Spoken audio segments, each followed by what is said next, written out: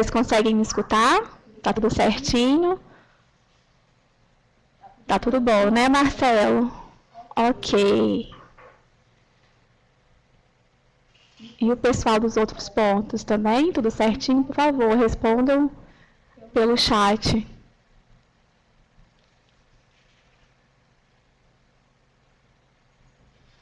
Ok. Então, boa tarde a todos. Sejam muito bem-vindos a mais uma webconferência do Telesaúde Espírito Santo. É com muita satisfação que nós vamos apresentar mais uma webconferência dando continuidade à nossa conversa sobre saúde do trabalhador, né? Que a gente está fazendo um ciclo de webconferência sobre saúde do trabalhador. E hoje nós vamos realizar uma palestra sobre doenças relacionadas ao trabalho na atenção primária, como estabelecer a relação entre trabalho e adoecimento, com a doutora Isabel Muniz de Almeida, que é referência, né, da Prefeitura Municipal de Vitória, da Secretaria Municipal de Saúde de Vitória.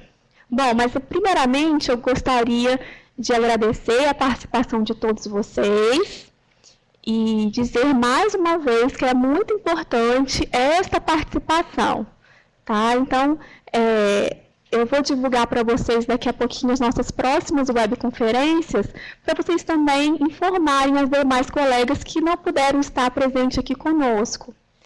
Lembrando que essa webconferência ela é gravada, ela está sendo gravada e poderá ser acessada daqui a alguns dias, daqui a poucos dias, no site do Telesaúde. Então, também divulguem essa informação para os outros colegas que também, né, não puderam estar conosco aqui na nossa webconferência de hoje. Vocês já sabem, mas eu vou repetir novamente. É importante que vocês coloquem as informações de toda a equipe que está assistindo, mesmo que seja em um único ponto, aqui nessa caixa, ao lado direito inferior da tela. Eu só estou conseguindo visualizar, por enquanto, as informações do Marcelo e agora também da Caroline, lá de Vila Pavão, né? Então, é importante que vocês coloquem os nomes de todos os participantes, né? Mesmo que seja num ponto, como eu falei, mas todos os participantes desse ponto, dessa equipe, a categoria profissional e o município onde vocês atuam. Ok? Essas informações são essenciais para nós realizarmos o monitoramento aqui nos serviços do Telesaúde. Outra coisa que eu queria solicitar a vocês é a sugestão de temas, né? De temas das próximas webconferências. Que a gente faz o serviço de teleeducação é feito para vocês, né, visando o interesse de vocês. Então, o que vocês têm interesse de participar de uma webconferência de qual tema? Então, surgiram aqui pelo chat que esses próximos temas poderão ser abordados nas nossas próximas webconferências. Combinado? Então,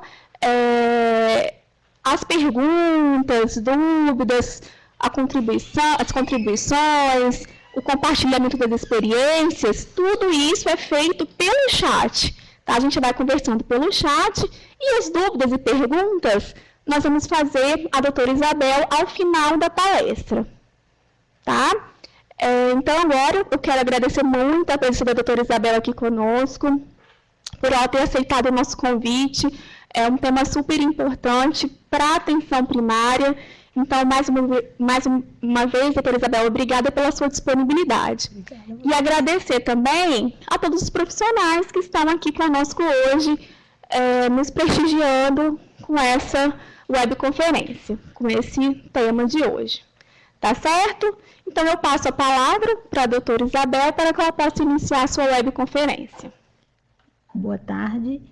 Eu queria agradecer ao convite do Telesaúde, da equipe do Sereste que me convidou, a Liliane, coordenadora do Sereste, e agradecer também à minha coordenadora, Roberta, que me liberou para estar aqui hoje com vocês.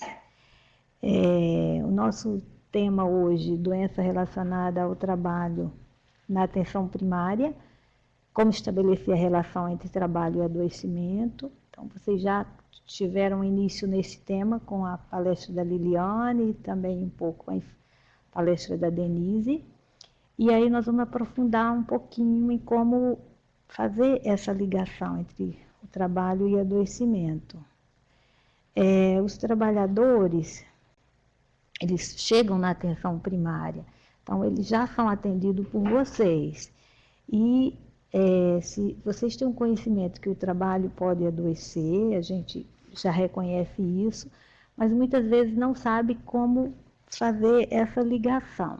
Então é importante para a gente pensar um pouquinho sobre isso, pensar como é o perfil de adoecimento desses trabalhadores.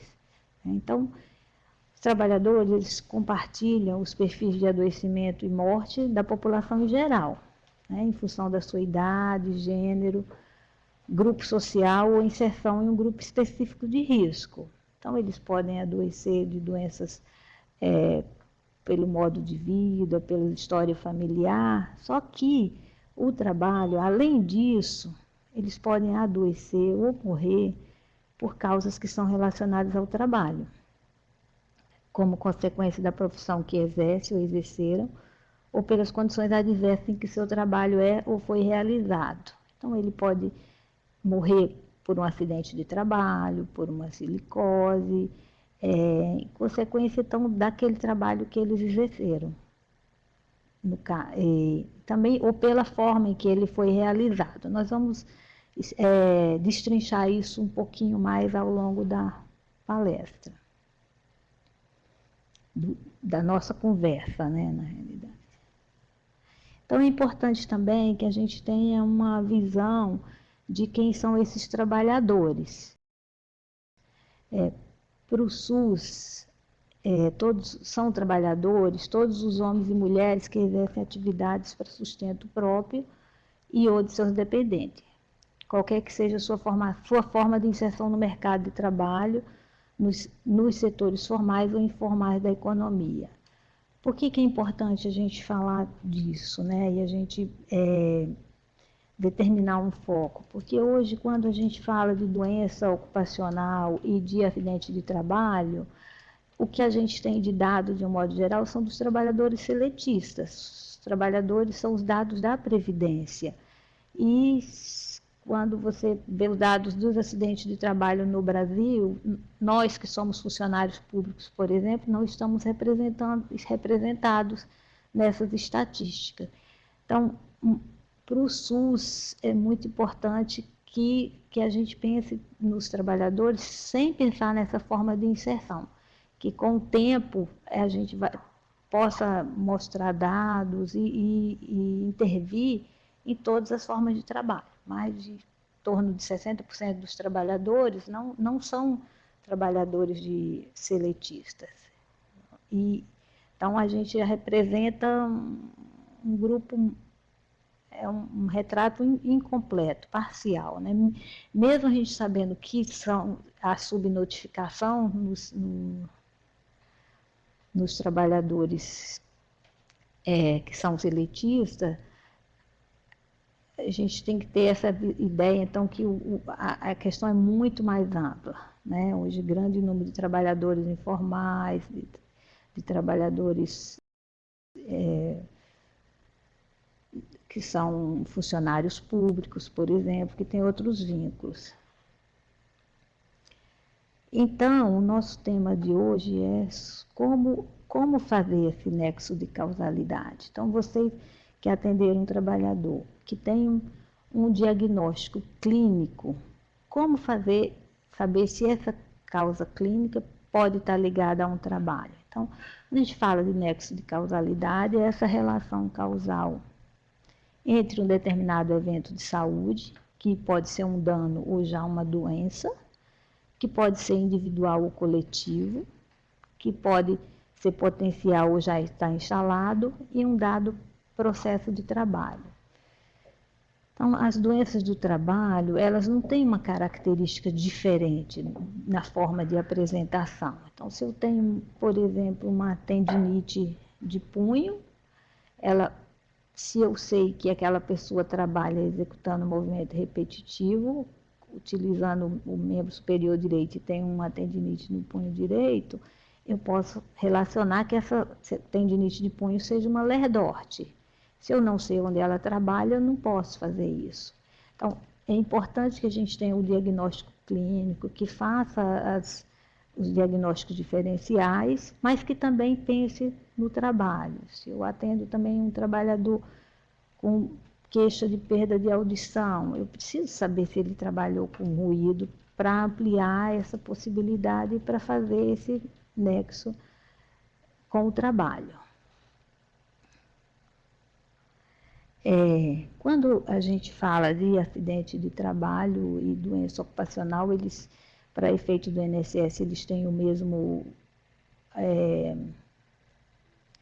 a mesma tipo de, fugiu a palavra agora, mesmo tipo de caracterização. Quando a gente fala de acidente de trabalho, às vezes pode estar falando de doença ocupacional, do acidente de trabalho típico e de trajeto. Então, o acidente de trabalho típico é aquele que aconteceu enquanto ele estava exercendo o trabalho. O exemplo aí da figurinha que vocês estão vendo, está caindo de uma escada, um trabalhador na eletricidade. Normalmente não tem grande dificuldade de se caracterizar. Correu no horário de trabalho, geralmente vai ser atendido na urgência ou emergência, muitas vezes chega de uniforme no atendimento. Muito comum ter testemunhas, né? Então fica mais fácil essa caracterização. Quando é um grande acidente, dá notícia de jornal, você encontra matérias. E o acidente de trajeto, que é aquele que acontece na ida ou no retorno de casa para o trabalho. Pode acontecer também quando está a serviço da empresa e vai para a rua executar algum trabalho, então caracteriza como o trajeto, desde que seja no seu horário de trabalho. Mas o nosso foco hoje vai ser a doença ocupacional. Então, como fazer esse nexo nas doenças ocupacionais, visando na atenção básica, onde o trabalhador chega para ser atendido.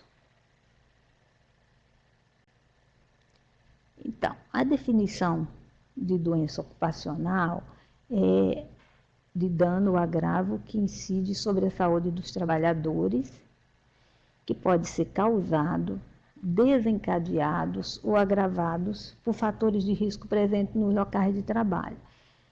Então, essa é uma definição que a gente gosta mais de usar, que ela é bem ampla, quer dizer, o trabalho pode ser a causa, mas causa única do adoecimento, mas ele também pode desencadear alguma doença que ele viria a ter, ou agravar alguma doença que já tem por conta de fatores de risco presentes nos locais de trabalho.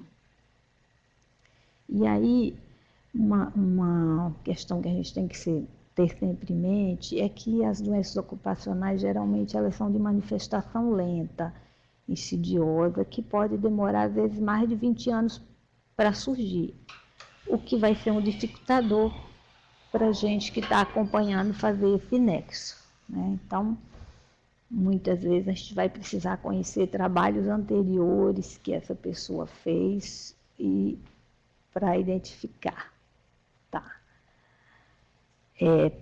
Só dando um exemplo aqui de doença ocupacional que pode demorar muito tempo para surgir, por exemplo, a silicose, né? Ele está exposto à poeira.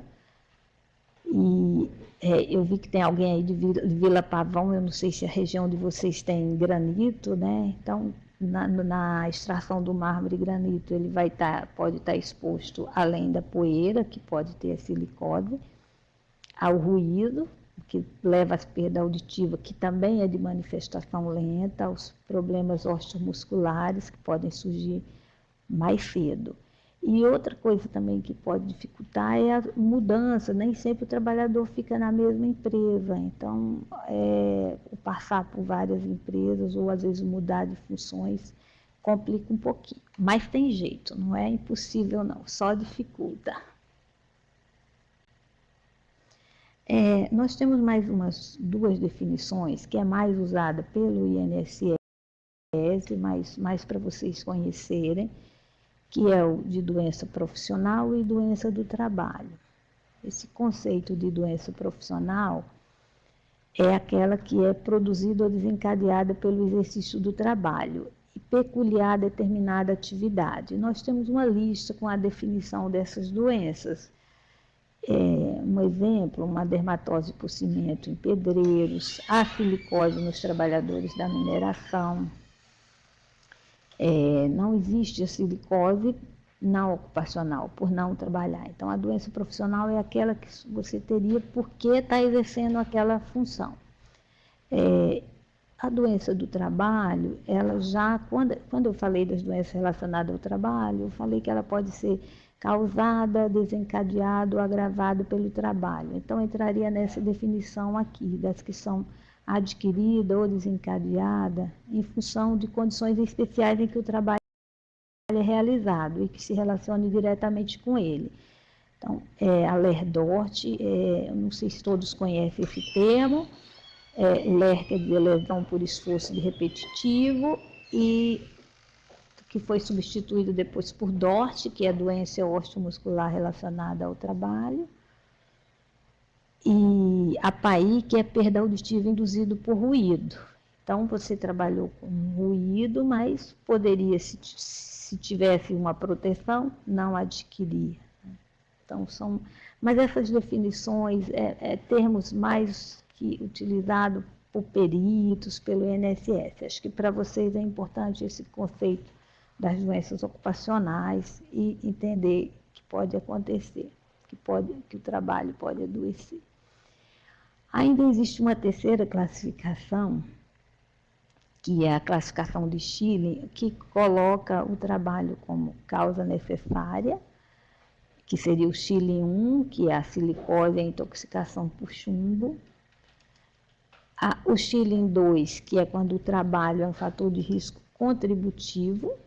Então, câncer, varizes, doenças coronarianas. Então, eu posso ter varizes por outro motivo, mas hoje, se os trabalhadores, as pessoas que trabalham em pé, ou, por exemplo, os trabalhos de segurança, muito comum ter varizes, trabalho o dia inteiro em pé, o câncer em algumas categorias, no próprio exposição ao benzeno, que é em frentista de posto de gasolina.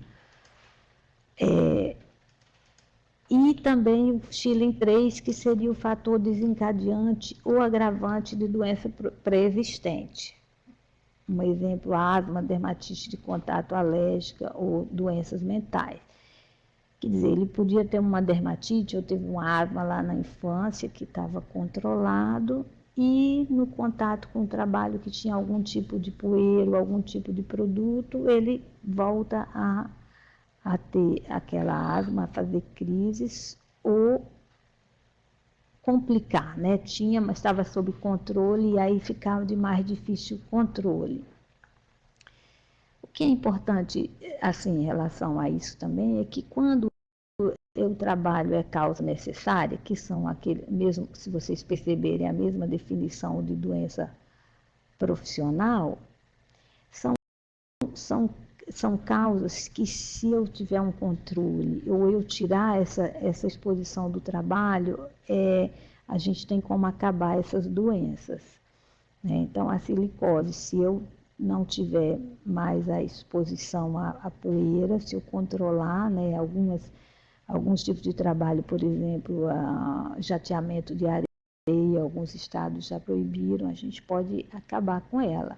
Nos outros, onde ele é um fator de risco contributivo ou um fator desencadeante ou agravante, é lógico que se o trabalho tiver um controle, eu posso diminuir, mas não quer dizer que ele não vai aparecer, porque tem outras coisas contribuindo, né? Eu posso ter uma varize porque sou mulher, porque tive engravidei várias vezes, porque eu tenho uma história familiar, mas se eu trabalhar o dia inteiro em pé, eu vou ter mais rápido ou vou ter pior. Então, se eu tirar esse risco no trabalho, eu posso não ter, mas ainda posso ter considerando esses outros fatores. Então, na causa necessária, a gente poderia extinguir controlando esses riscos. E aí nós vamos chegar aqui numa encruzilhada, né? Com ou sem nexo. Nós temos um diagnóstico, estamos com o paciente na nossa frente, e aí o que vai ajudar a gente a fazer essa relação com o trabalho? Então, não vai ser uma mágica que vai fazer, esse é do trabalho ou esse não é. Não vem nenhuma doença, vem escrito na testa. A gente vai ter algumas coisas que podem ajudar a gente a seguir esse caminho e a identificar. Lembrando, né, então a maioria das doenças relacionadas ao trabalho, elas vão se manifestar como queixas comuns, sem sinais e sintomas específicos. Né? Quando eu falei de um caso de uma tendinite que era Lerdort, ela vai ser igual à tendinite do outro que não trabalha, que não está exposto a movimento repetitivo. Então, o que vai fazer esse nexo é eu saber, eu conhecer o tipo de trabalho que ele faz. Então, a história de exposição a um agente ou situação no trabalho capaz de produzir doença é que vai ser fundamental para o diagnóstico correto e para a adoção dos procedimentos deles decorrentes. Porque, à medida que a gente identificou que foi o trabalho, vão surgir alguns procedimentos que temos que fazer, inclusive o tratamento, a prevenção e os caminhamentos previdenciários. Então, para quem está na atenção básica, isso vai ser muito importante. Às vezes, uma dermatite que vocês iam acompanhando, que não melhora com o tratamento correto, com as orientações corretas, pode não estar melhorando porque ele está tendo um contato no trabalho que vocês não sabiam, que não foi identificado. Às vezes o tratamento principal vai ser afastar daquele produto. Então é muito importante conhecer isso, quais são essas situações de trabalho que podem adoecer. E aí, como que a gente vai fazer isso? E o principal instrumento, então, que nós temos para investigar a relação saúde, trabalho, doença e portanto, para o diagnóstico correto para a saúde da relação etiológica com o trabalho, é representado pela anamnese ocupacional. O que é isso, né? Que bicho é esse? A anamnese ocupacional. Vocês estão acostumados com a anamnese clínica, anamnese ocupacional, muita gente ainda não ouviu falar.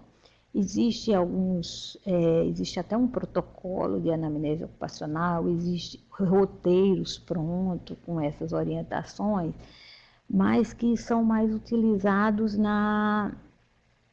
em centros de referências, por exemplo, onde o paciente vai ali para investigar se aquela doença é relacionada ao trabalho ou não. Mas a gente pode utilizar alguma desses itens que estão na anamnese ocupacional na nossa consulta na atenção básica. Então, não vai ser aquela anamnese completa, mas tem algumas perguntas que são chaves que podem contribuir para fazer essa relação. Então, a importância da anamnese ocupacional, a incorporação da anamnese ocupacional na rotina de atendimento do paciente trabalhador é fundamental para que se possa detectar os fatores de risco a que esse está exposto e os possíveis danos relacionados à sua queixa atual ou que deverão ser monitorados. Então, é importante saber disso, que não tem outra forma de a gente pensar nisso se a gente não conhecer a forma de se trabalhar. E aí, quando a gente fala de anamnese ocupacional e de fazer o nexo, qual é a primeira coisa que vem na nossa cabeça? Qual é a sua ocupação? É saber minimamente onde o indivíduo trabalha. Essa pergunta é tão importante que em 1700 um médico italiano, que é o Bernardino Ramazzini, quem é da área de saúde trabalhador com certeza já ouviu falar dele, ele publicou um livro e propôs que na anamnese médica fosse acrescentada essa pergunta: qual é a sua ocupação?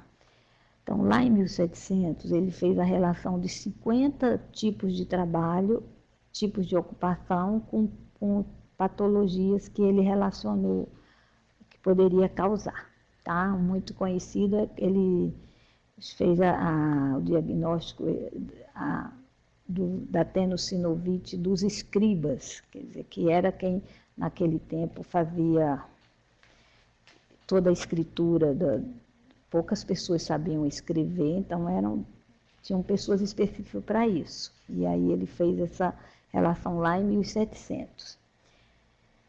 E aí, chegando aqui para hoje, né, se a gente pensar nos nossos prontuários, ainda é uma das questões que é muito negligenciada e muitas vezes não preenchida ou preenchida de forma incompleta, né?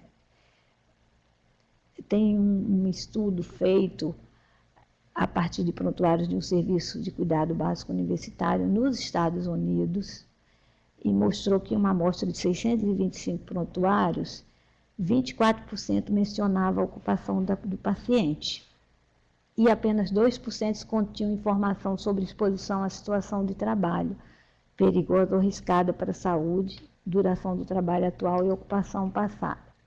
Eu achei interessante colocar isso porque eu pensava que era um problema nosso aqui no Brasil, né, de deixar um pouco de lado a questão da ocupação, mas não, é uma questão que está aí.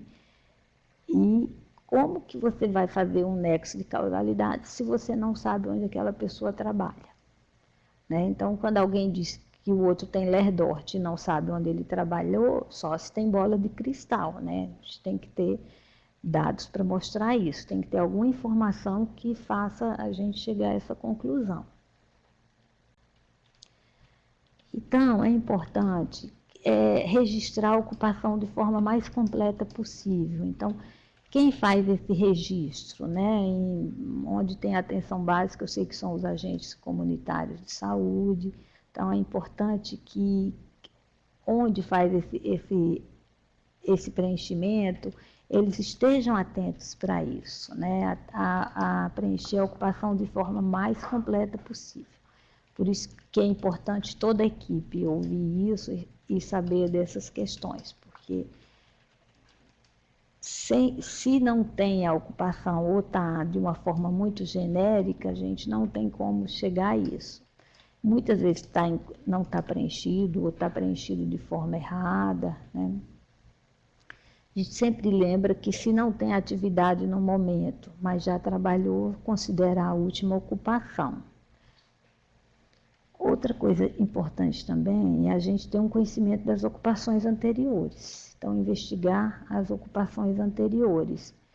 Por que isso, né? Nós já falei um pouquinho para vocês do tempo, do período de latência para surgir, que algumas podem levar até 20 anos. Então, pela variabilidade dos períodos de latência que são requeridos para o surgimento das patologias relacionadas ao trabalho, que pode ser de algumas horas, né, como no caso de uma conjuntivite por exposição a irritantes químicos, ou períodos superiores a 20 anos, como nos casos de silicose e de alguns cânceres, né? Então, essa ocupação anterior, muitas vezes, a relação com o trabalho não é na ocupação que eu estou atual, mas numa ocupação que o trabalhador esteve exposto anteriormente. Então, muito importante reconhecer isso, tá? Existem algumas ocupações, algumas funções onde os trabalhadores mudam muito de empresa, então reconhecer isso é importante. Quando a gente fala de anamnese, história ocupacional, é de fundamental importância também ouvir o trabalhador falando do seu trabalho, descrevendo sua função ou seu posto de trabalho. Tem um poeta nordestino, que é o Patativa do Assaré, que ele fala assim que a dor só é bem cantada por quem padece. Então, o trabalhador que está exposto ali, ele sabe, ele percebe os riscos que ele está exposto e ele vai descrever para a gente, e aí a gente já pode identificar ouvindo o trabalhador. Então, quais são essas perguntas que que vai nortear, né, que vai dar o norte para a gente sobre o nexo de trabalho. Então, são perguntas sobre um dia típico de trabalho. O que o senhor faz, né? Então, o trabalhador sabe dizer o que ele faz, né? Ah, eu faço café, ou eu sou pedreiro e eu levanto parede, eu corto pedra. Como é que ele faz? Ele trabalha em pé? Ele trabalha sentado? É variado o trabalho, né? Com que produtos e instrumentos? Então, ele utiliza algum instrumento para fazer ele trabalho? Utiliza algum produto químico? Aqui, muitas vezes, esse produto, ele consegue dizer que tem um produto, às vezes ele não consegue identificar qual produto exatamente, né? Muitas vezes eles sabem, às vezes eles trazem, tem cópia, trazem bula, mas se ele sabe direitinho, vai ajudar a gente a fazer esse diagnóstico. Quanto faz, né? Essa produção que ele faz é sempre igual? Ou tem época que tem que entregar um determinado... Está chegando uma época, por exemplo, no comércio, que tem época de final do ano que se trabalha mais, né? Às vezes ele começa a ter dor numa época que acelerou a produção, a empresa recebeu uma encomenda grande, ele passa a fazer mais. Então, o quanto faz é importante. Onde faz, né? Ele trabalha num galpão, ele trabalha na rua. Há quanto tempo? Essa é uma pergunta muito importante, né? Há quanto tempo? Por conta dessa latência aí do tempo para surgir as doenças. E outra pergunta também que pode deixar aceso na gente aqui uma pulguinha atrás da orelha é se ele conhece outros trabalhadores com problemas semelhantes em seu local de trabalho. Então, se o trabalhador diz para a gente que... doutor, tem vários afastados com o mesmo problema, ou tem um colega que já está encostado, ou tem outros com dores, mas eles estão com medo de vir consultar. Então, isso já faz a gente ficar com a preocupação maior, né? Se tem várias pessoas apresentando o mesmo problema. Outras perguntas que vão ajudar bastante se ele identifica a presença de fatores de risco para a saúde. Os riscos físicos, ele identifica ruído, por exemplo, é barulhento, não é? Risco químico, utiliza algum produto no processo de trabalho, riscos biológicos, né? Presença de vírus, bactéria, o risco de acidente, muitas vezes eles falam para a gente, esse trabalho é muito perigoso, se eu bobear um pouquinho eu vou perder minha mão. Então, e os riscos ergonômicos, a cadeira é ruim, não levanta, não abaixa, não tem cadeira, a mesa me faz doer as costas. Então, identificar isso vai contribuir com certeza. Se tem medidas de proteção para o trabalhador, tem proteção coletiva, tem um exaustor, as máquinas estão enclausuradas, ou uso de equipamento de proteção individual, que é o famoso EPI. Então, se o trabalhador fala para mim que ele usa um protetor auricular, provavelmente tem ruído nesse ambiente. Por que uma empresa botaria alguém usando um protetor auricular se não tem ruído? Então, o tipo de equipamento individual que ele usa já vai dando algumas pistas, né? Por que eu uso um capacete? Porque pode cair alguma coisa na minha cabeça, eu posso cair. Por que eu uso uma luva ou uso uma máscara, né? Ninguém vai usar uma máscara sem um motivo, né?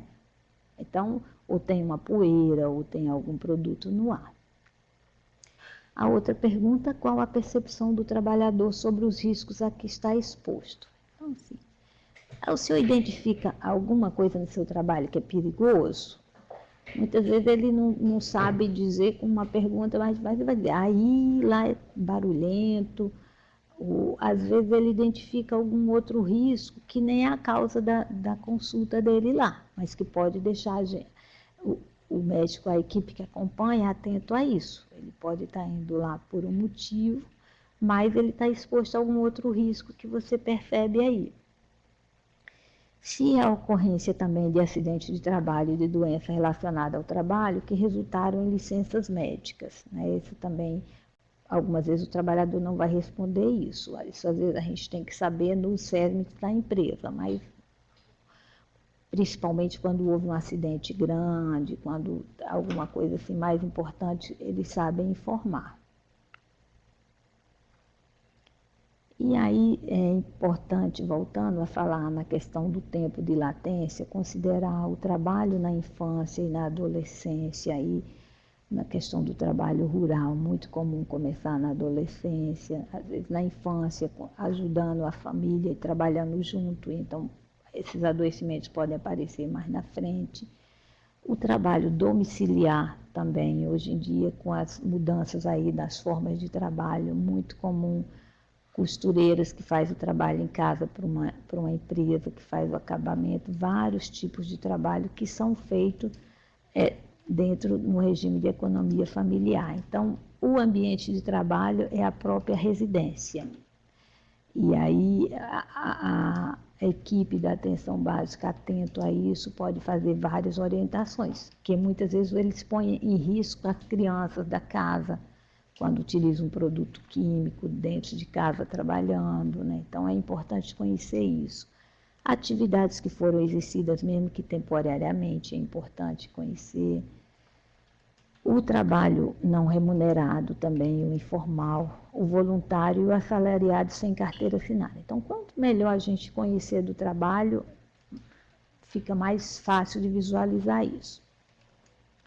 E também a forma de organização do trabalho, né? Qual é a jornada? É 8 horas por dia? São 6 horas? Tem pausa? Tem trabalhos que, para ter pausa, o trabalhador precisa chamar outra pessoa para substituir eles. Pensando aí, por exemplo, nos caixas de supermercado, se ele precisa ir no banheiro ou precisa tomar um cafezinho, alguém tem que vir substituir, principalmente quando trabalha com dinheiro. Se faz muita hora extra, isso aí já mostra que pode estar tendo uma sobrecarga de trabalho, né? Se está tendo férias, como é que é o relacionamento com colegas e chefia, o grau de satisfação no trabalho, os mecanismos de controle do ritmo e da produção também, né? Então, como é que se controla isso? Muitos trabalhos que o trabalhador recebe por produção e que exigiria, por exemplo, pausa a cada trabalha 50 minutos e para 10, mas que ele trabalha por produção, esses 10 minutos são negligenciados, porque para ele ter um salário melhor, ele precisa produzir mais. E aí, muitas vezes, isso é deixado de lado. Essas informações que foram obtidas na anamnese ocupacional, elas podem ser complementadas pela própria equipe de saúde da unidade, AFS, enfermeiro, assistente social, outros da equipe, porque eles conhecem alguns desses trabalhos, eles podem relatar, já conhecer, pode também ser feita visita ao local do trabalho, que pode ser na empresa, no domicílio, outros locais onde o trabalho é desenvolvido. Então, muitas vezes, principalmente quando a gente, na anamnese, não consegue visualizar, não consegue ter certeza se esse trabalho poderia ser o causador dessa doença, muitas vezes a gente precisa ir ver essa pessoa trabalhando. E essas visitas, então, podem ser feitas em parcerias com as vigilâncias municipais e com os centros de referência em saúde do trabalhador também. Então, algumas patologias, tipo um bancário com lerdorte, você não precisa mais ver ele trabalhando, já é reconhecido, caixa de supermercado, mas pode aparecer algum trabalho que você não tem ideia se é possível acontecer isso. Então, a visita pode ser importante, vai complementar. Então, se a gente conseguiu levantar esses dados que acabamos de falar, da anamnese ocupacional, se a gente conseguir responder essas perguntas que eu vou colocar agora, grande chance de ser uma doença ocupacional. Então, na anamnese, se eu identifiquei a natureza da exposição, eu consegui identificar o agente patogênico na história ocupacional, ou se eu não conseguir na história, ou informação colhida no local de trabalho, ou pessoas familiarizadas com o ambiente ou local do trabalho do trabalhador. Então, se eu tenho isso, eu já tenho chance de estar fechando esse nexo, né? Eu consegui identificar que aquele trabalhador teve exposto à poeira durante 20 anos. Aí, a outra pergunta, o grau ou a intensidade da exposição? Então, é compatível com a produção da doença? Isso ficou claro para mim? Ou ele tinha uma exposição ocasional, esporádica, ou ficou claro para mim que naquele período ele tinha uma intensidade, estava exposto e numa intensidade que poderia adoecer. Aqui, se a gente pensar também na perda auditiva, né? Ele estava exposto a ruído e numa intensidade que poderia provocar dano. O tempo de exposição é suficiente para produzir a doença? Então, eu identifiquei que o agente era o ruído, que estava numa intensidade tal que era compatível, o tempo de exposição também que fosse compatível, suficiente para produzir a doença. E mais, se o tempo de latência é suficiente para que a doença se instale e manifeste. Então, eu tenho um trabalhador com uma perda auditiva, mas que tem só 3 anos que ele trabalha exposto a ruído. Mas, se esse ruído foi de uma intensidade tal que foi capaz de provocar um dano em menos tempo. Normalmente seria um tempo maior, acima de 10 anos, mas se a intensidade foi muito grande, pode acontecer de ser antes. Mesma coisa com a silicose, pode ter casos de silicose aguda ou subaguda. O normal é ser crônico e mais tempo, mas então a gente tem que também entender, além do tempo da exposição, a intensidade da exposição.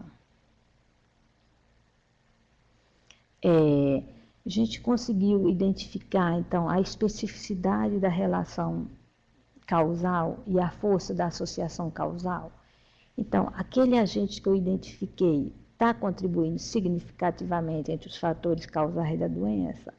Muitas vezes, o que eu identifiquei na consulta de risco não é risco para aquela queixa que ele trouxe. Então, às vezes, ele veio queixando de uma dor no braço, no punho, mas eu identifico que o que ele poderia ter era uma dor no ombro, por exemplo, ou exposição, ou ele tem...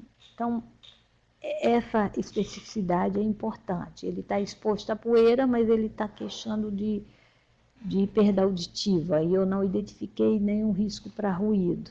Então, essa especificidade é importante.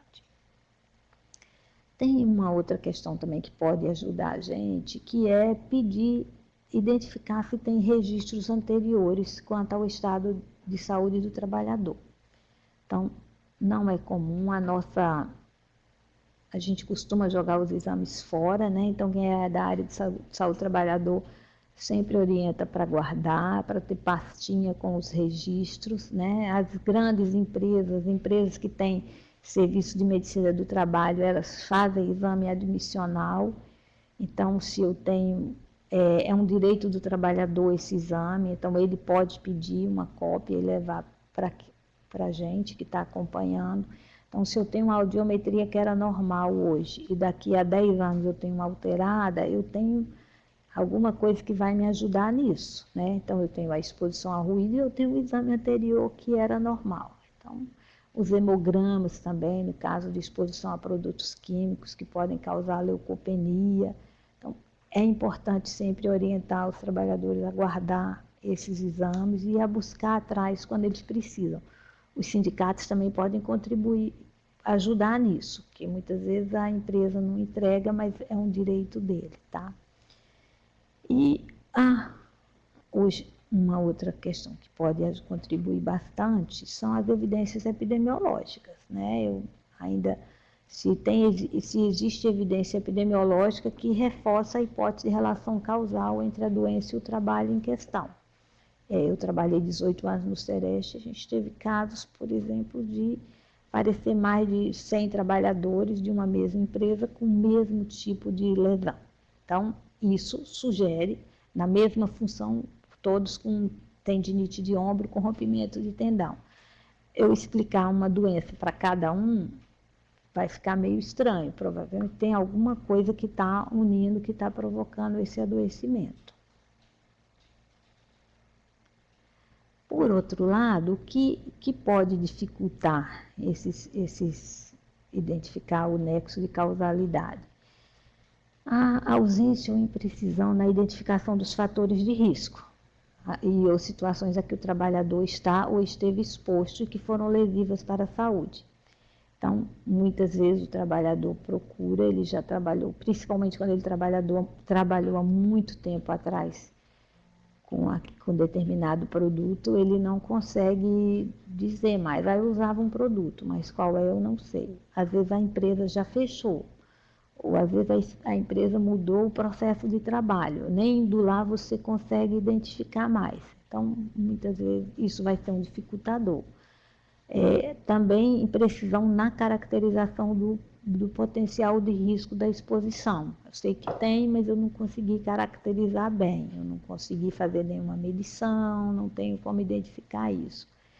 E um fator aqui que é muito importante, que é o conhecimento insuficiente quanto aos efeitos para a saúde associados com a exposição em questão. A gente sabe que cada dia são colocados novos produtos no mercado e boa parte dele ninguém sabe o que pode causar.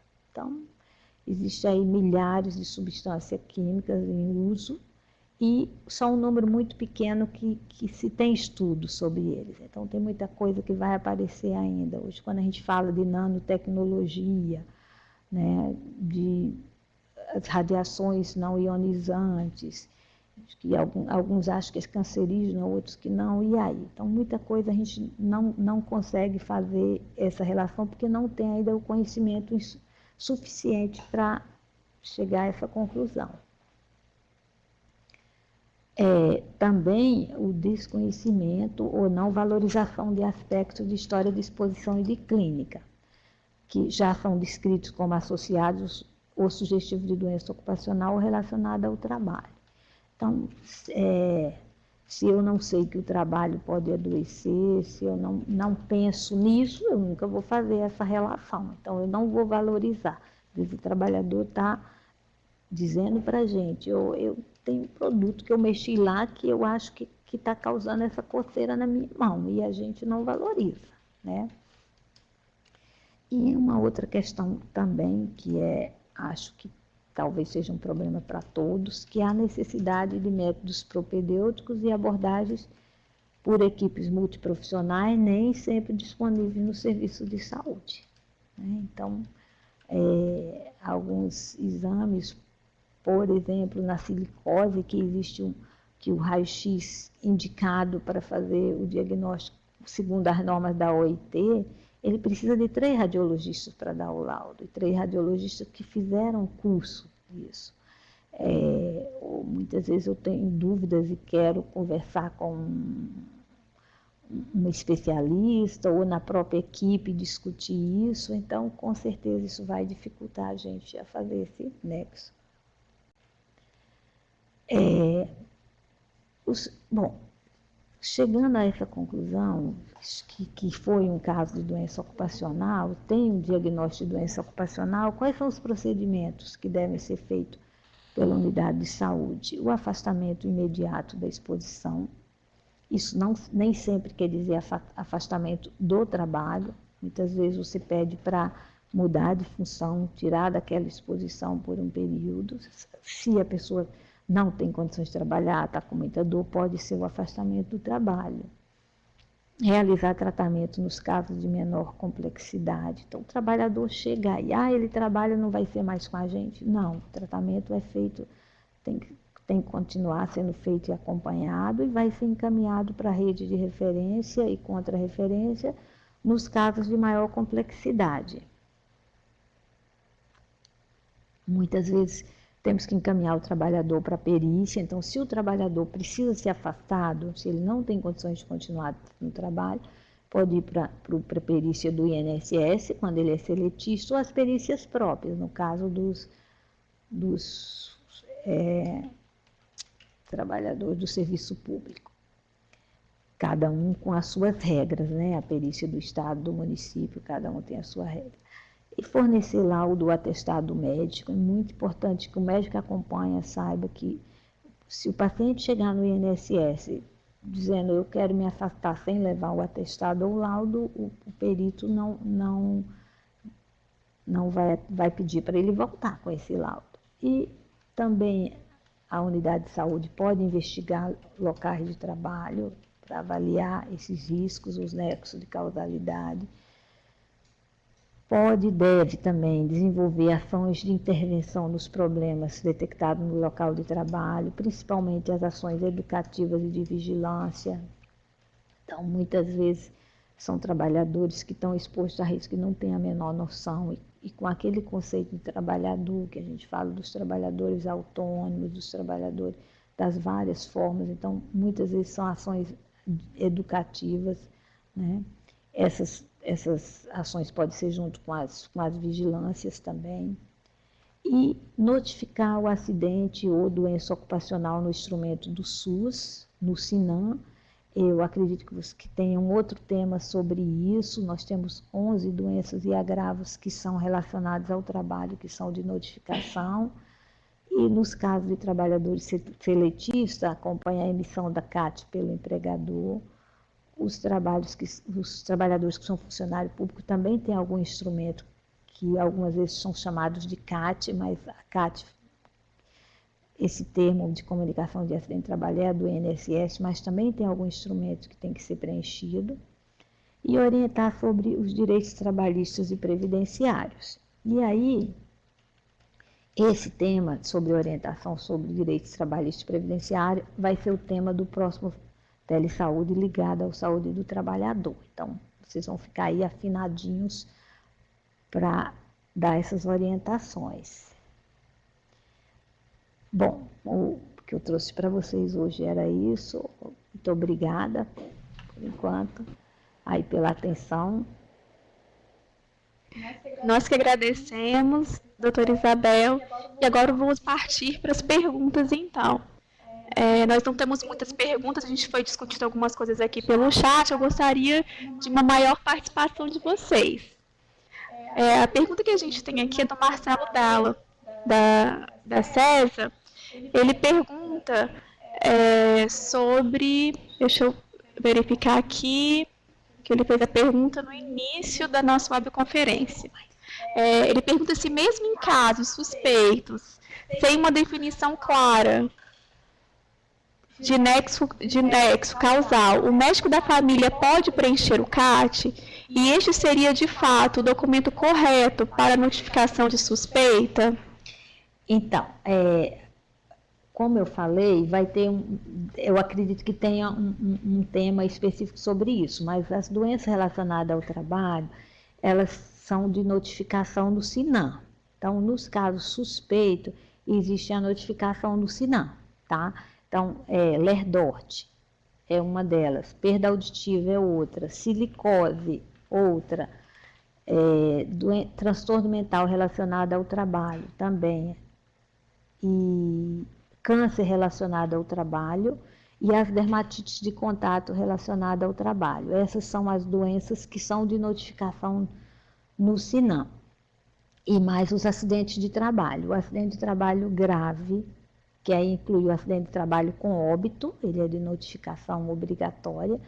O acidente de trabalho grave, que aí tem um protocolo que define lá bem claro quais são os que se enquadram nesse. E o acidente de trabalho com criança e adolescente, que aí não interessa a gravidade. Se uma criança ou adolescente se acidentou, é de notificação obrigatória. E os pérfuro-cortante, que nós que somos da área da saúde já estamos mais acostumados a notificar. E além disso, as intoxicações, que a mesma ficha das intoxicações exógenas faz as intoxicações relacionadas ao trabalho. Em relação ao CAT, se você tem normalmente a gente notifica e faz a CAT quando a gente tem certeza, mas você pode investigar melhor e tentar fechar esse nexo para fazer essa notificação. Pode pedir à empresa também, olha, tem esse relato e tentar fazer a notificação. Então, a CAT para o INSS só para os trabalhadores seletistas. Eu acho que respondido, né, Marcelo? Nós temos, doutora Isabel, muitos profissionais nos assistindo, agentes comunitários, enfermeiros, entre outras profissões. Então, você falou um pouquinho sobre isso, mas eu gostaria que você falasse mais sobre qual é o papel desses profissionais na identificação no nexo da casualidade. Tá. Essa pergunta é bem importante. No caso das doenças, quem vai fazer esse diagnóstico e notificar é o médico. Mas, nos casos dos acidentes de trabalho, a notificação é da equipe, é do serviço. Então, eu acho que o agente comunitário, que sabe numa residência, que tem um trabalhador que teve um acidente, que está em casa e não está indo trabalhar, ele pode trazer esse caso para a equipe notificar. Alguém que atendeu um trabalhador, por exemplo, vai fazer um curativo e aí descobre que foi um acidente de trabalho. E muitas vezes também o médico não atentou para isso. Então, a discussão na equipe, todos os outros, eu acho que podem trazer essa questão. Assistente social, que pode orientar e que muitas vezes tem um olhar mais atento para as questões de saúde do trabalhador. Quando eu vou discutir com a atenção básica, muitos dos casos é levantado por eles. O enfermeiro, o assistente social, que fala, tem aquele caso assim assado, então a equipe toda pode contribuir. Então, a doença, o diagnóstico é fechado pelo médico, mas toda a equipe pode contribuir. Com certeza, então a importância aí de toda a equipe, da contribuição na identificação das doenças ocupacionais, isso, né, doutora Isabel? O Marcelo também relatou aqui uma prática dele que eu achei muito interessante, eu gostaria que a senhora comentasse.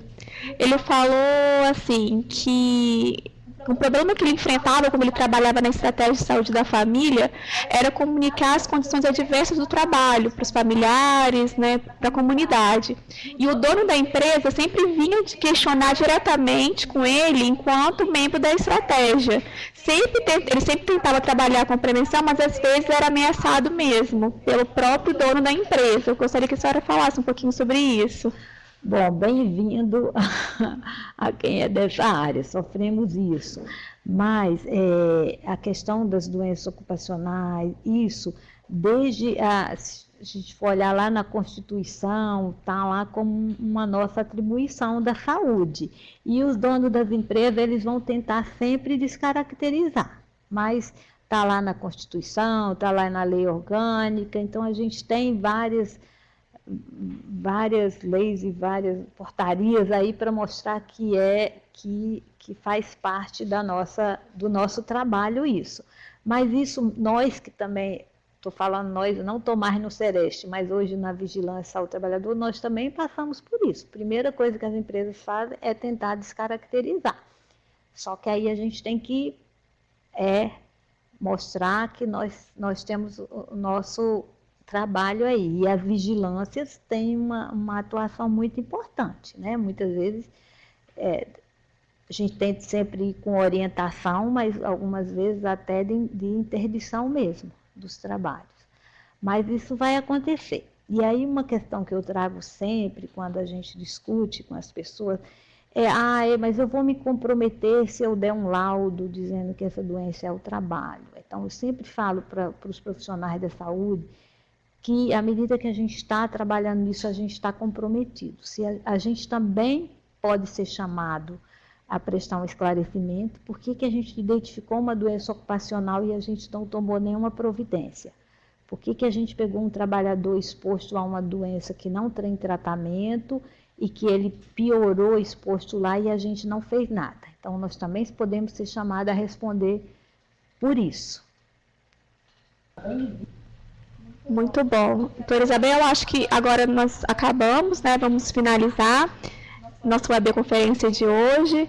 Agradecer mais uma vez pela excelente palestra ministrada, foi muito clara. Eu acho que nos ajudou bastante, ajudou as equipes que estiveram presentes hoje a esclarecer um pouquinho sobre o assunto. Lembrando que é apenas uma webconferência de um ciclo, né, que a gente está fazendo de webconferência sobre saúde do trabalhador. Lembrando que ela também foi gravada e pode ser acessada hoje ou amanhã já, amanhã, né? Hoje eu acho que não dá tempo, mas no nosso site do Telesaúde. Ele está aqui, ó, para vocês verificarem no final da apresentação, o nosso site. A senhora gostaria de falar mais alguma coisa? Eu queria agradecer novamente e pela paciência aí de vocês, pelo convite. Agradecer também a Irina, que foi que deixou a minha apresentação mais bonita. Botou umas fotos aí, e a Rúbia que me acompanhou aqui, tá? Obrigado por vocês e a gente está à disposição.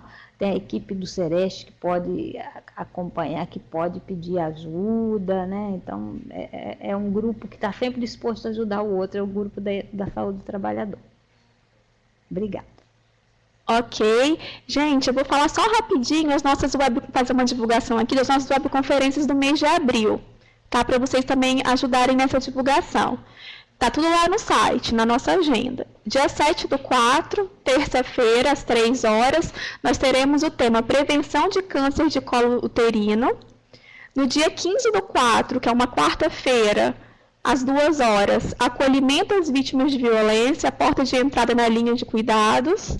Dia 22/4, também uma quarta-feira, às 2 horas, falaremos sobre segurança viária.